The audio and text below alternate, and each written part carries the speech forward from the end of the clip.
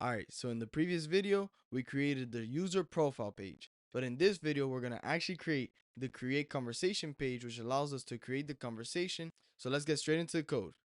So in the create conversations folder inside the app folder, let's create a new file called pluspage.server.ts. No, plusserver.ts. So before we get into code, open up the terminal, run npm run dev, and also open a new instance of the terminal, open PocketBase, go /PocketBase serve, so you can have the PocketBase instance running, and you can also have the dev server for the Svelte kit running as well. So running the Svelte kit while we're programming allows us to get auto-generated types for our functions.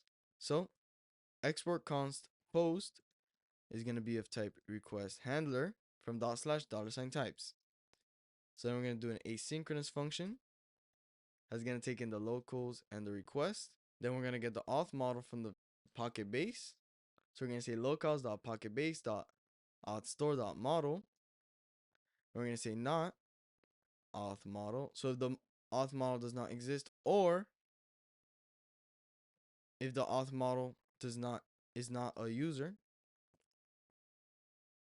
we're going to throw in a redirect.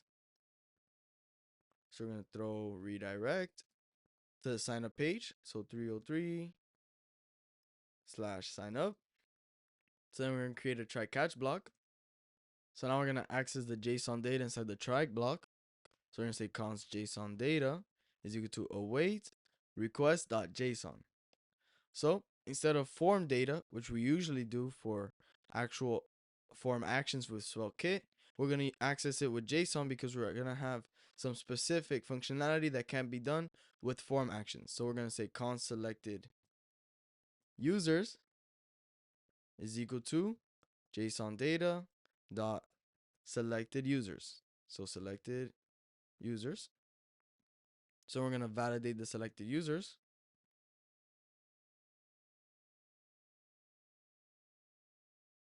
So now once we validated the actual selected users, to make sure that the selected users is an array with a length less than or equal to 4. So we're going to say let validated selected users is a type of user array. We're just going to set the default value to an array that contains the auth model because we actually want the user to be part of the conversation they're creating. So then we're going to say for const item of selected users. So we're going to loop over the selected users that's unvalidated. So we're going to validate each of the items. So validate user item. So we're going to say validated. So we're just going to push the validated item into the validated selected users because we already know that the item is actually a user. But if it's not, we're just going to say throw new error an item in the selected users array was not a user. So let's get out of the for block and let's say let validation string is equal to validated selected users dot reduce. So now we're going to reduce this array of validated selected users into a query so we could check if the users actually exist. So we're going to say previous value and also current user. This is going to be a function and the default value is going to be an empty array. An empty string.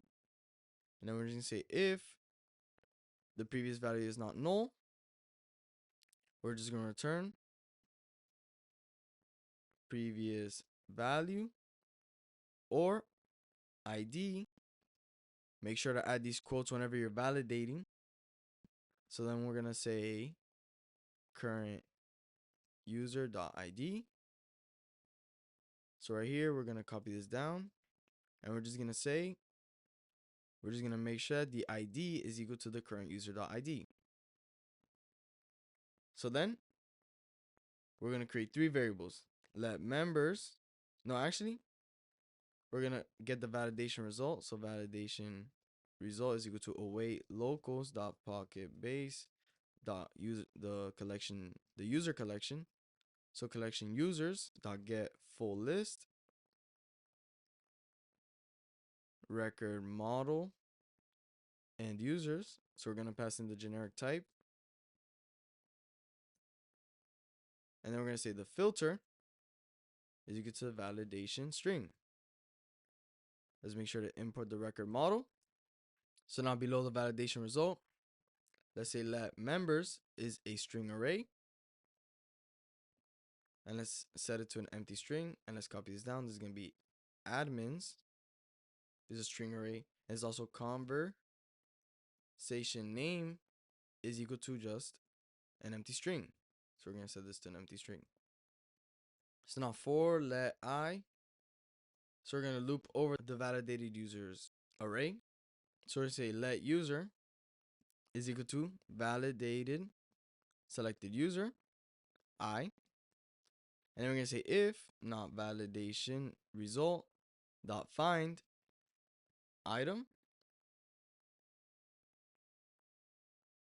So we're going to find the item that equals to user.id. So if the validation result includes one of the validated selected users, if it doesn't actually, my bad, we're going to throw a new error saying that a user that you provided does not exist.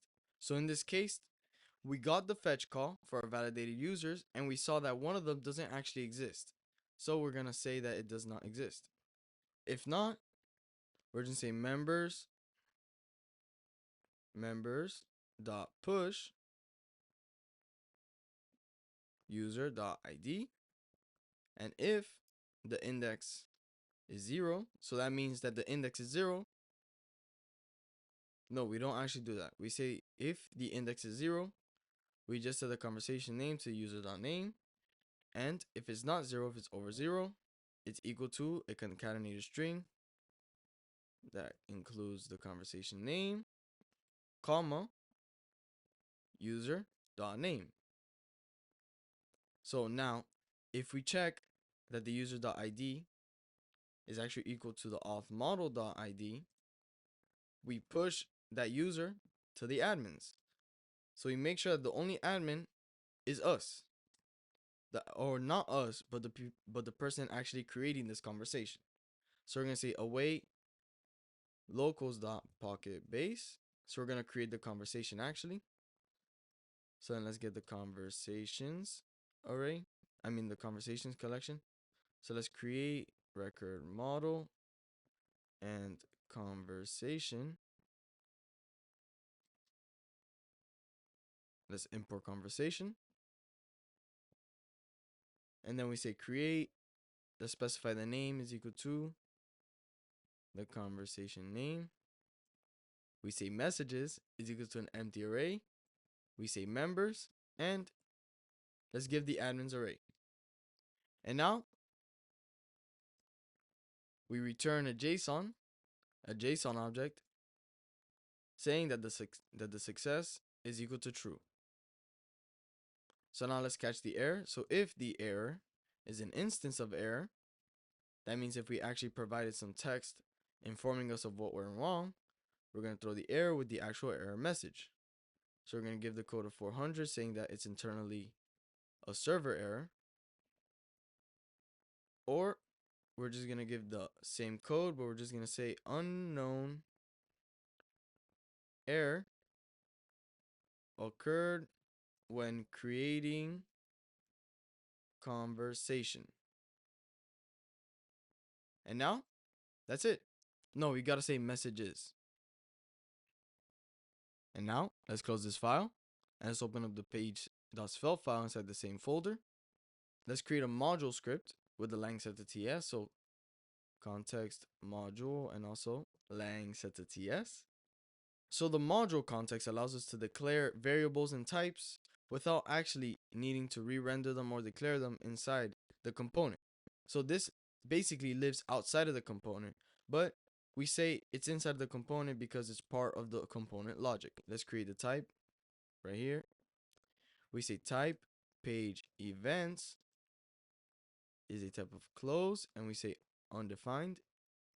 So the only events that are going to be in this page are going to be used by this page right here. So you see, if we scroll down, you see the create conversation page. You can see that we have an on close. This is basically listening to this page events right here. So let's close this file. And let's create the event dispatcher. So event dispatcher is equal to create event dispatcher from Svelte. And we're going to pass in the generic type of page events. And we're just going to call it. So whenever we want to call this close function, we just say event dispatcher, and we just say close. And you see, it works. So now let's create 5 variables. So we're going to say let search text is equal to an empty string. Copy this down 4 more times. This is going to be search results, selected users, and then show selected. And this is going to be submitting. So this is going to be a Boolean by default set to false. This is also going to be a Boolean set to false, mean empty array, but this is going to be typed specifically as a user array. This is also going to be a user array. And now let's create 2 reactive declarations. So the first one is going to be if the selected users.length is equal to 0. So if we have no results for the user selected, we say show selected is equal to false. But right now I can't really explain it because it's pretty arbitrary and I don't really know how to explain it in the context of the logic. So let's just go straight into the next reactive function, next reactive declaration. So then we're going to get the PB store. And we say if the PB store, and we're in the browser, so double ampersand browser. If the search text is equal to an empty array, we say search results is equal to an empty array. Else, we say let local search text. We're going to get a temporary variable called local search text to make sure that when we actually update the selected users or the search results, we're actually in sync and we're actually updating when we're supposed to. So I'll explain this later in more context when we write the code. So we're going to get access to the user's collection. So user's collection is equal to ampersand PB dot collection users. So now we're going to say use collection dot get full list, and we're going to say filter name must be similar, or at least must contain this search text in the beginning. So we're going to add this right here. So basically, whatever the search text is, the name must contain the search text in the beginning, because this %sign doesn't allow us to have the search text in any other place that's not the beginning. So now we're going to create another validation right here. Let's make sure to wait. Let's make sure to add 2 ampersands. I'm going to say ID does not equal. Make sure to have it in quotes. And let's say the data.auth model.id. So we're going to make sure that we don't actually query ourselves. Then we get the results. And then we say let validated results is a users array. And now let's loop over the item. So for const item of results. So if validate user item, I'm going to say validated results dot push item. So we're going to push the item if it's actually user, else we're going to have an early return and make sure that this function doesn't run. So now we're going to say if the search text is actually equal to local search text, you see that the local search text has to be equal to the search text for us to update. So we're going to say search results, validated results. Oh wait, let's set this to search text. Let's make sure to rename this to submitting.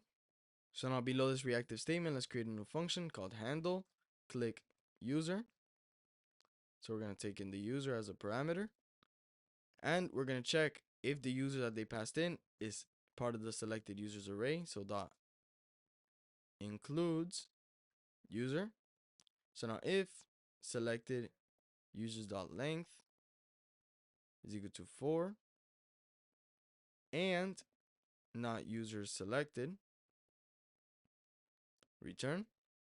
So we're basically saying if the selected users dot length is equal to 4 and this user selected is not actually part of the selected users, we're just going to return, because we can't actually add more users to this array because it'll surpass the limit for the conversation. So we're going to say user selected. So if it is selected, we're just going to remove it from the selected users array. Selected users is equal to the filtered version of the selected users that says that the items must not have the user.id. And we're also going to do an early return. So by default, we're just going to say selected users is equal to selected users dot. So we're going to push the user onto the selected user array. So we're going to say function handle selection click.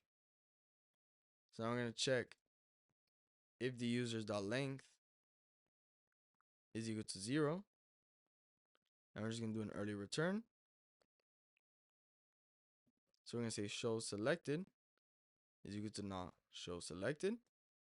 So by default, the behavior is going to be that we choose some users, and if we have some users chosen, we can be able to toggle the show selected to be able to view our selected users. But if we don't actually have any users selected, we can't show the selection. So now below this function, let's create an asynchronous function. Async function handle submit. If not, so we're going to make sure that the selected users dot length is between 1 and 4. So selected user dot length is less than 5 and also greater than 0. So if they're not, so if they don't fall into this category, we're going to do an early return. So we're going to set the submitting to true. So let's create a try catch block. So in the catch block, let's do submitting is equal to false, and we're going to do an early return. So in the try block, we're going to access the result from a fetch function we're going to do to our post function that we created earlier. So we're going to do await fetch slash create conversation, and we're going to do a method of post, and we're going to do body json.stringify an object that contains our selected users. Because the selected users is an array, I found that it was pretty buggy when I would send the array as a JSON stringified, so I actually just passed it in through the object. So now we're going to get the JSON version. No, we're actually going to validate to make sure that the result is okay. So if not result okay, we're going to do an early return. No, actually, if the result is not okay, we're going to get the message await result.json if type of message is equal to a string. We throw a new error that says the message, else throw a new error that's saying unknown error occurred when creating conversation. So we're gonna get the actual message for the error if the result is not okay, and we're gonna check if the message is actually a string or not, and if it's not, we're just gonna pass in a default string that we create. So now we check if the conversation page is a modal or not, and the difference between modal and not is right here. We go to layout, and you can see that we pass in the is modal set to true. So then if it's not a modal, we just go to slash, we go to the home page, and if it is true, we call the event dispatcher, saying to close the modal. So then in the markup, we're going to create an app container div. Now let's make sure this is a class. And we're going to pass in a conditional variable. So this is going to contain a header, a main, and also a footer. Make sure to have some indentation between these. And then we're going to create a headings div, which contains an h1 that says create a conversation, and also an if block saying that if we are a modal, it's going to show a button with a class of close button, and on click, we're just going to say event dispatcher close, and by default this is going to contain an icon, so iOS close circle. So now let's import it right now. So now below this headings, we're going to create a nav that contains an input, which we're going to bind the value of our search text to. No, we're not going to bind search result, we're going to bind search text. And we're also going to add a placeholder that says search by names or email. So we're going to create as if block saying that if the selected users dot length, we're going to show the button allowing us to toggle the show selection. So we're going to say show selected is hide or show selection. So by default, if the show selection is true, we're going to say hide selection, and if not, we're going to show selection. So we're going to say a transition of fade. I'm going to give a custom duration of 150 milliseconds, and we're going to say on click handle selection click.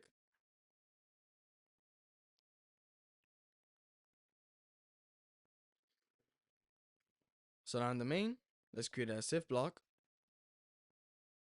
So if the search results are none, length is equal to 0, and not show results, show selected, we're going to say dot no user found, and we're going to say no users found, search for them. So then below the as if block, we're going to create an as each block,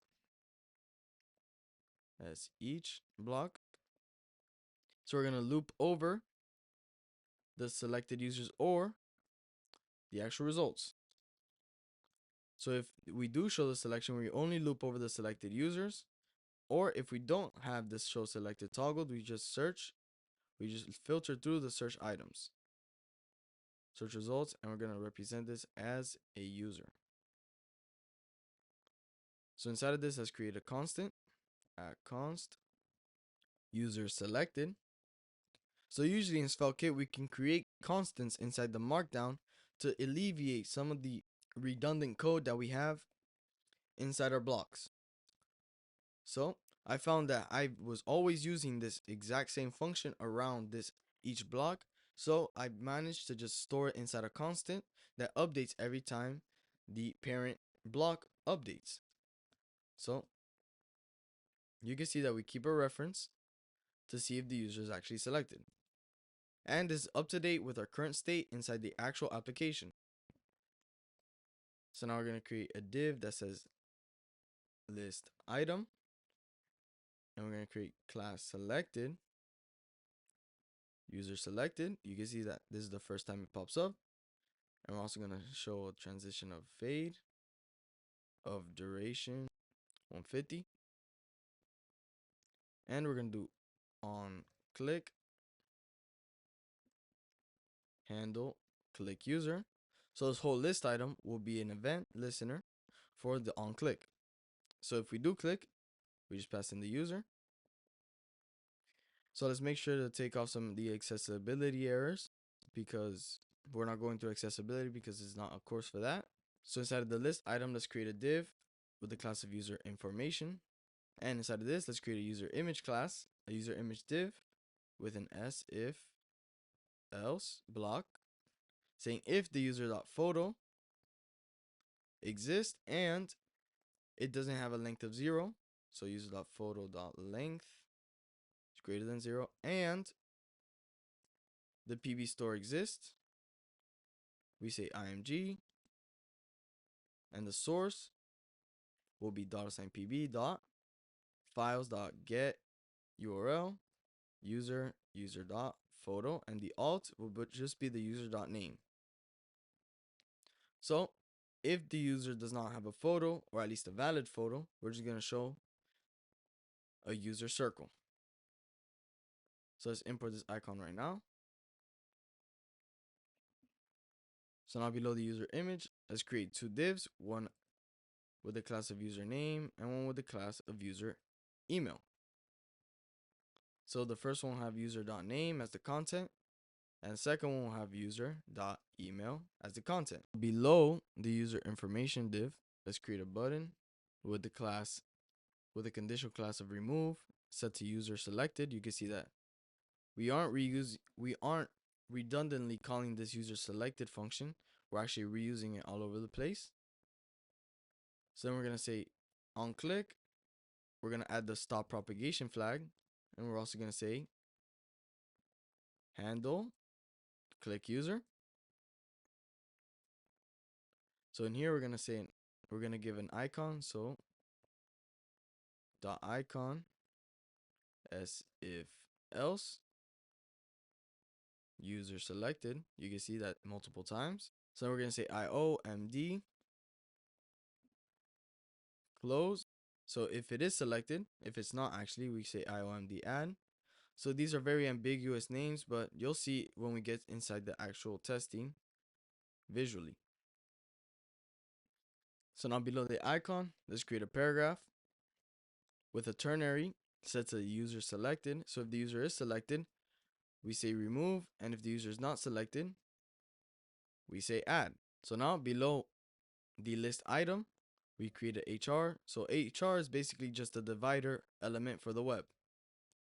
So in the footer, this is going to be relatively simple. Just a P saying that selected users.length, and also selected users.length is equal to 1. And if it is equal to 1, we're going to say person or people. So you can see that if it's 0, we're going to say 0 people. If it's 1, we're going to say 1 person. And if it's more than 1, we're going to say, for example, 3 people.